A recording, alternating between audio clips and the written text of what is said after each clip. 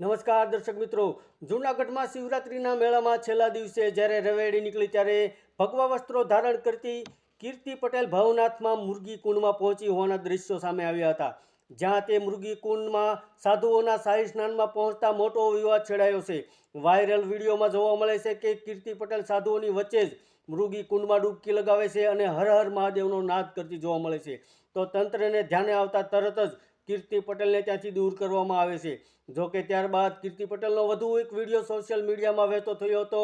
આ વિડીયોમાં કીર્તિ પટેલ સુરક્ષા વ્યવસ્થામાં તૈનાત 2 મહિલા પોલીસ ઇન્સ્પેક્ટર સાથે દાદાગીરી કરતી અને અપશબ્દો બોલતી નજરે પડે છે. તો કીર્તિ પટેલ ઉશ્કેરાય અને જાહેરમાં પોલીસ અધિકારીઓનું અપમાન કરવાનું શરૂ કરી દીધું હતું. તો કીર્તિ પટેલે પોલીસને કહ્યું હતું કે હું અહીંથી જતી રહીશ, મારી પાછળ નહીં ફરવાનું, હું કોઈ આરોપી નથી હો, ચલો નીકળો અહીંથી.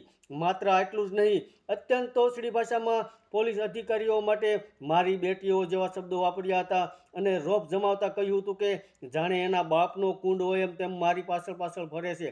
બાકી રહેતું હો તો કહો, કાલે ભોગવો પહેરી લઉં. આ સમગ્ર ઘટનાનો વિડીયો સોશિયલ મીડિયામાં હાલમાં ખૂબ જ વાયરલ થઈ રહ્યો છે. તો કીર્તિ પટેલના આ કાંડને લઈને જૂનાગઢ એસપીએ તપાસના આદેશો આપી દીધા હતા. ધન્યવાદ દર્શક મિત્રો.